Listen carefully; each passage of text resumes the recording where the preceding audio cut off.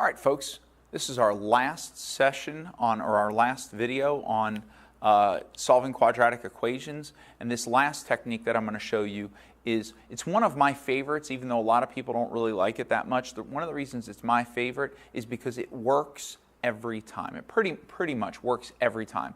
When factoring doesn't work, when completing the square doesn't work, when extracting square roots doesn't work, this one works every single time, and that is the quadratic formula. Okay, so solving a quadratic equation by the quadratic formula. Now, the reason I like this so much is because there are conditions on all the other techniques for solving, but not on the quadratic formula. The quadratic formula is just a formula that you plug numbers into, so you're able to get an output almost every single time. So let's see. The quadratic formula, which you may have seen before, goes like this. That if you want to solve for x in a quadratic equation, x will always be equal to negative b plus or minus. Now, plus or minus means, just like the other times we saw plus or minus means that there's going to be there can be up to two answers. One of them is the plus, the other one is the minus. Okay? Negative b plus or minus the square root of b squared minus 4ac, that's all under the radical, all over 2a. Now I say all over because it's important that you understand that this negative b is also in the numerator. Okay? The negative b is also in the numerator over 2a. So first you have to calculate negative b plus or minus the square root of b squared minus 4ac, then divide all that by 2a. Now you should write this down in your notes right away and keep it there and have it to refer back to. Okay? Probably not going to let you have this on the test. You should have this memorized by the time you get to the test. Okay? You should have attempted this many times by the time you get to the test. Okay? So that is the quadratic formula. So let's say that we have a quadratic equation that goes like this.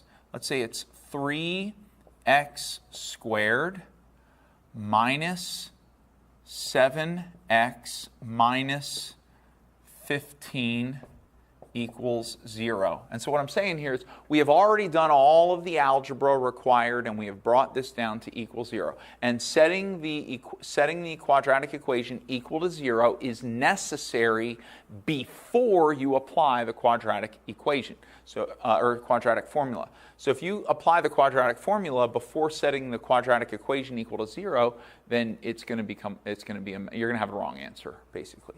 Now here's what you need to understand. Do you see all these letters in here? You got the B, you got the A, the C, another A. There's two B's, two A's, and one C. Those are representing numbers. So once you put a number in for A and B and C, then all you'll have left is nothing but numbers, and then you can just calculate it, probably using a calculator or calculating it by hand. And so once there's numbers in there, but the question is, where does this A, B, and C come from? Well, A is the coefficient to x squared. So we always have a x squared plus, and then B is the coefficient to the x, plus B x plus, and then C is the constant at the end of the equation. C equals 0. Okay, so in this case, what is A equal to? In our quadratic equation here, what is A equal to? A is equal to, it's either a 3, a negative 7, or a negative 15. You pick, I'll tell you whether you're right or wrong. Okay, yeah, well, the A is right over this 3. The A is in front of the x squared, and the 3 is in front of the x squared. The A is 3. Okay, what's the B in this case? B is always in front of the x.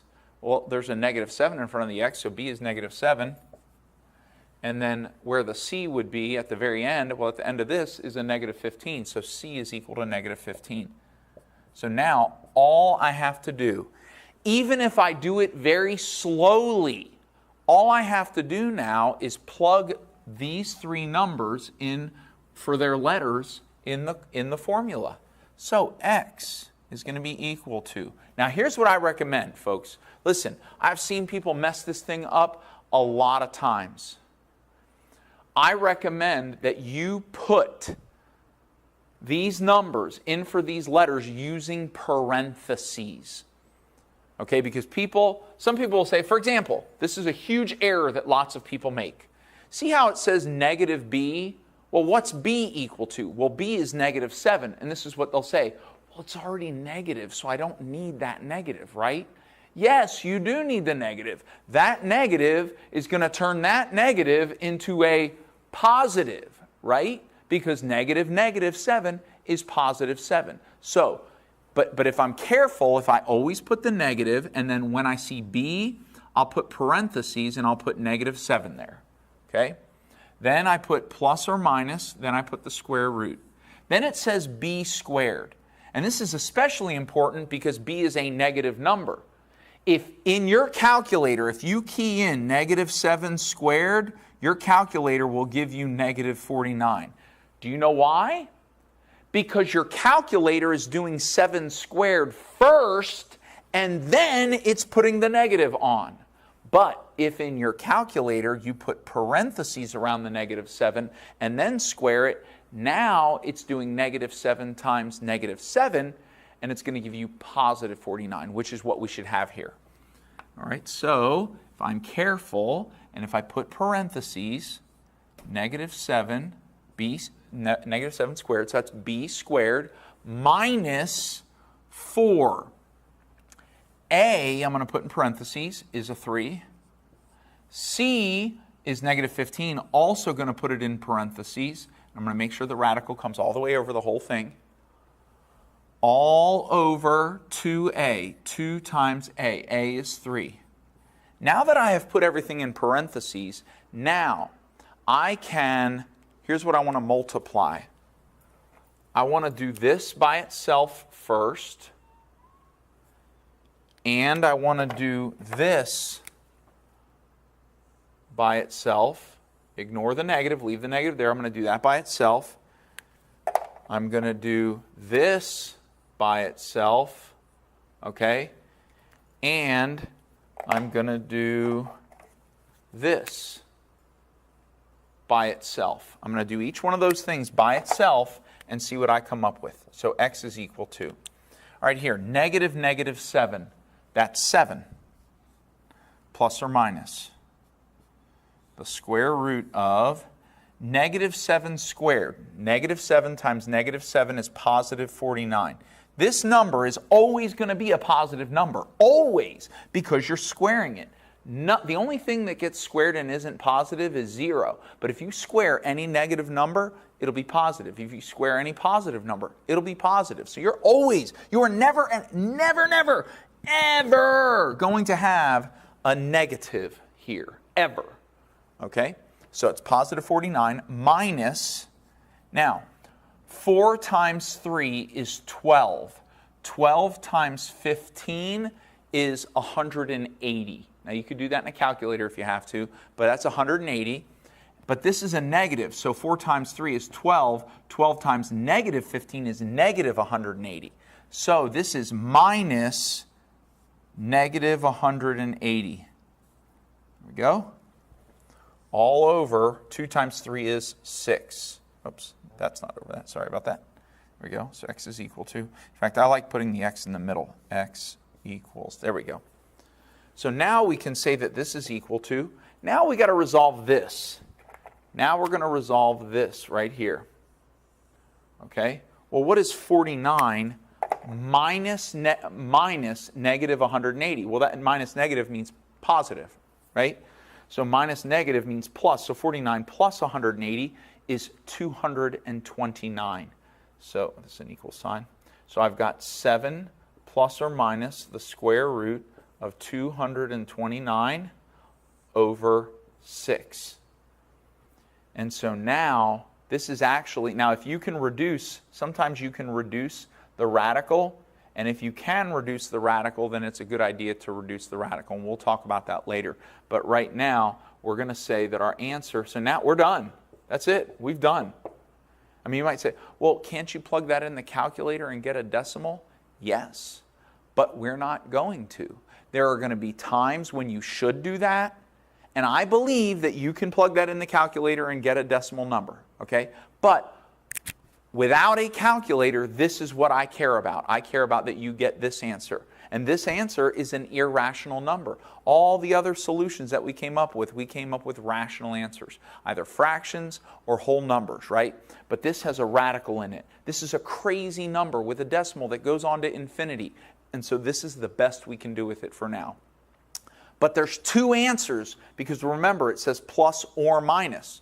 So I want you to rewrite this here with a plus and then rewrite it here with a minus. So it's going to be 7 plus the square root of 229 over 6 and then 7 minus the square root of 229 over 6. And if you were to go ahead and plug those into a calculator, you would see that they are two very different numbers. Okay, square root of 229 is probably pretty close to 15, because I think square root of 225 is 15, I think. So this is probably 7 minus 15, about negative 8 over 6. So it's about negative 1.75, negative 1.75. And this is probably around maybe 22 divided by 6. This is really close to maybe about 3.6 or 3.7 maybe. Okay? But this is how I want you to write the answer, and then you're done. Okay? Let's do one more example. And again, the only way that you're really going to know how to do this and be good at it is if you do it a lot. You really have to do a lot of practice in order to get good at the quadratic equation, or excuse me, good at the quadratic formula, because to get it sunk into your head, you just have to keep doing it and doing it and doing it until you don't even think about it anymore. Your brain just does it for you. Okay? All right, folks, I've come up with a problem for you. Why don't you go ahead and pause the video and then use the quadratic formula, identify your A, B, and C, and see if you can figure out what the solution is. Go ahead and pause it now. All right, this one's actually a pretty good one. It's not too terribly difficult. First, we've got to identify our A, our B, and our C. What's in front of this x squared right here, right? It's a 1, right? Okay, there's a 1 in front of there. All right. What's our B here? It's 4, positive 4. And our C is negative 1, right? So now we're just going to plug these values into the formula there, into the quadratic formula. So x is equal to negative b, so that's negative parenthesis 4 plus or minus the square root of 4 squared minus 4 times a, which is 1, times c, which is negative 1, all over 2 times a, which is 1. So this is negative 4, so negative 4, and then plus or minus the square root of, and then 4 squared, that's 16, right? Minus, and then 4 times 1 times negative 1, that's negative 4. Negative 4, all over 2 times 1 is 2, right? Okay, so now we only have one thing left to do here. Let's resolve this square root. So we have negative 4 plus or minus the square root of, what's 16 minus negative 4? Well, that's 20, right? All right, 20, square root of 20 over 2. Now, this can actually be simplified because watch this. Negative 4 plus or minus, the square root of 20 is actually equal to the square root of 4 times the square root of 5. And what is the square root of 4? The square root of 4 is 2. So we can actually make this 2 times the square root of 5, right? And so now, this is over 2. And watch what we can do now. This can actually be simplified because we can do negative 4 divided by 2, which is negative 2 plus or minus. And then look here, 2 square root of 5 divided by 2, those 2's can cancel. And so we have the square root of 5. So the answer to this is actually negative 2 plus or minus the square root of 5. So our answers would be x is equal to 2 plus the square root of 5, and x is equal to 2 minus the square root of 5. And these are our answers by the quadratic formula. Now let me show you something interesting. We didn't have to do it that way. What if we took x squared plus 4x minus 1 equals 0? I forgot to make this equal 0. Sorry about that. This actually fits completing the square, and we wouldn't have to spend all that time. Look at this. If this is 4, half of 4 is 2. 2 times 2 is 4. I would like this to be a 2. Or not a 2. I would like this to be a 4. So I'm going to add 5, and I'm going to add 5. That's going to give me x squared plus 4x plus 4 is equal to 5. Then this will become x plus 2 squared equals 5. Square root gives me x plus 2 equals plus or minus the square root of 5. Subtract 2, and I get x equals negative 2 plus or minus the square root of 5, just like I did over here.